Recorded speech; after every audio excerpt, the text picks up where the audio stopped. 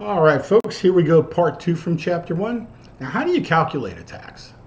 By the way, of course, we're going to talk about it pretty simple here. It actually gets much more complicated, but at a very basic level, what do you need to do? A taxpayer, you need to know this, the tax rate. So in other words, what's the percentage being charged? And the tax base. What defines what is actually taxed? So you got to figure out what those parts are in order to do it. Okay? So it typically, tax is equal to the tax base, the taxed amount, whatever that is, and the tax rate, whatever percentage is paid. So you see this tax base, so like when you're doing income tax, what the final number that you come to is taxable income, okay? And that's what they mean by tax base. So you have your income, then you have all these deductions and credits and all these things, and then it comes down to what's the taxable, or not credits. You have deductions, and then it comes what's the taxable income. So when they say tax base, that's what they mean. What is the taxable part here? Okay? So there are some different ways to measure tax rates. Okay? You definitely, by the way, you need to know this. It'll definitely be on your test. Okay? So different ways to measure tax rates. Okay? Oops. Come back there. Okay? Different ways. First one is the marginal tax rate. Okay?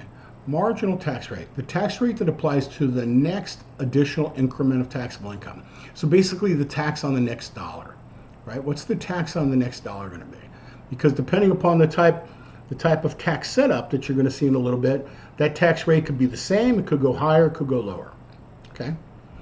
Now the average tax rate, by the way, you got to remember this now, is the taxpayer's average level of taxation on each dollar of taxable income. That's the key right here, taxable income. So you pay tax divided by taxable income. That's the average tax rate. That's the tax rate on your taxable income. Then you have one that's the effective tax rate, okay? And that's the average rate on both taxable and non-taxable. So that's tax on all income. So generally speaking, effective tax rate is lower than average tax rate if you have non-taxable items, okay? So if you have a lot of deductions and what have you, so again, average tax rate, tax divided by taxable income. Effective tax rate, tax divided by all income.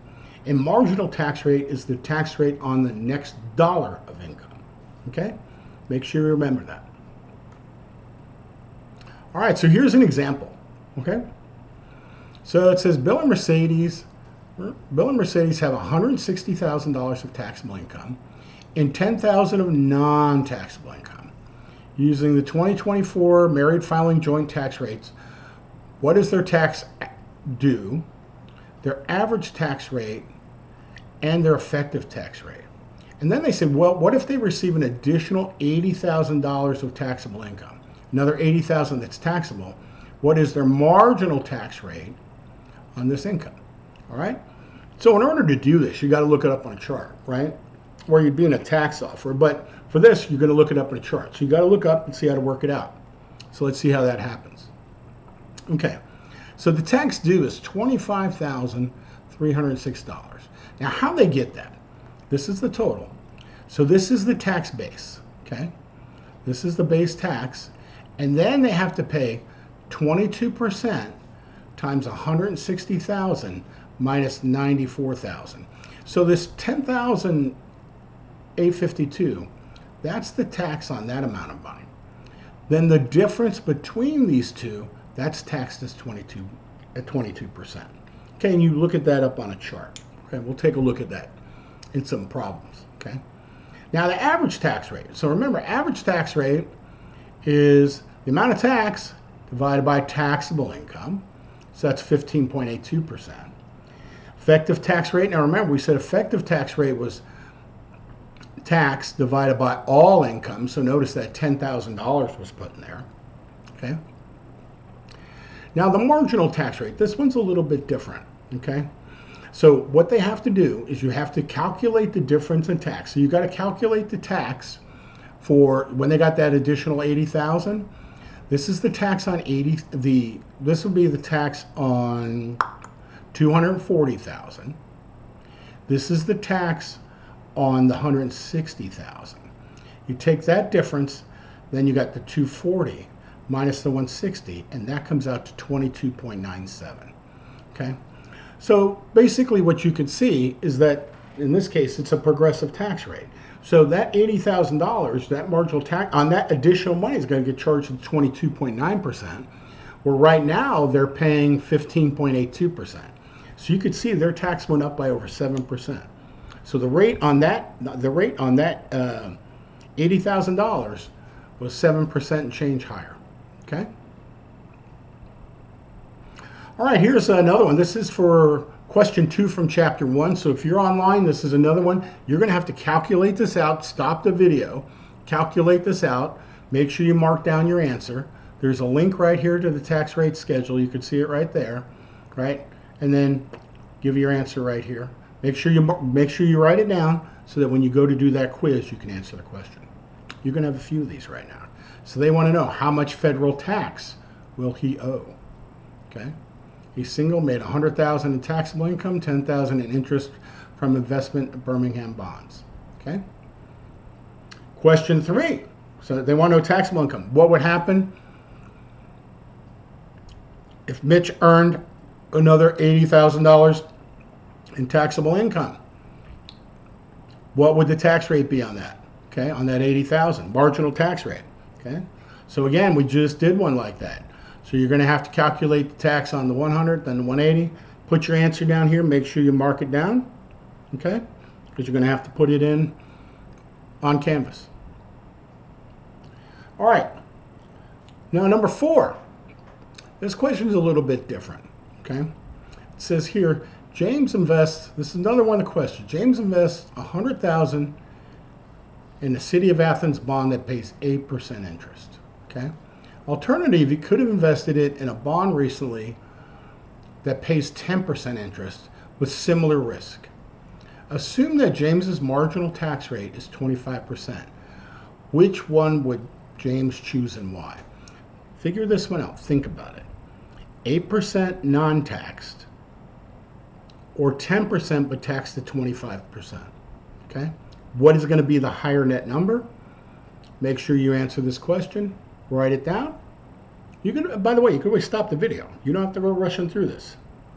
If you need to take a minute to figure it out, take a minute to figure it out. The thing is to make sure you're watching the video and that you're understanding what's going on. Okay? All right. So here a little bit about rate structures. Okay? And by the way, these are by government design. The government decides to do this. It's not helter-skelter. They have a reason. So proportional or flat rate tax imposes a constant tax throughout the tax base. Okay, so for example, state income tax, right? Basically, North Carolina has a flat rate of tax. Okay. Now, progressive tax.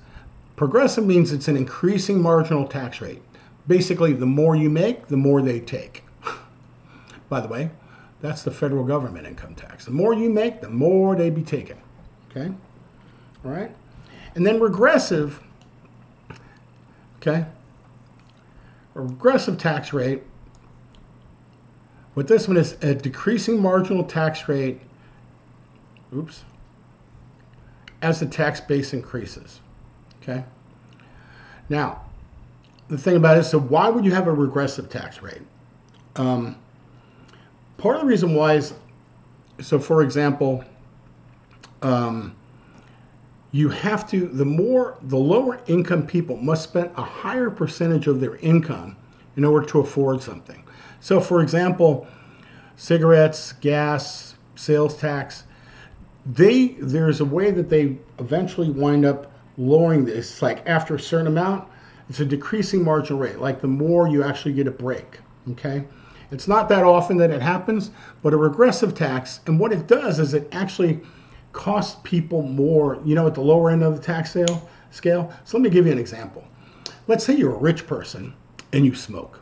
And I don't know what cigarettes are now a pack. I don't smoke cigarettes anymore. I don't know, what, $7, $8 a pack? So they raised the tax, they did that by raising taxes, right? So if you're a rich person and you smoke, that's probably no big deal.